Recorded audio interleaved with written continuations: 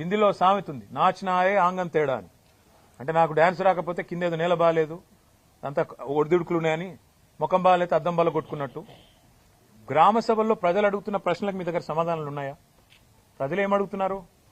100 రోజుల్లో 6 గ్యారంటీలు అన్నారు, ఏమైందని అడిగారు. ప్రజలు ఏమడుగుతున్నారు? రుణమాఫీ సంగతి ఏమైందని అడుగుతున్నారు.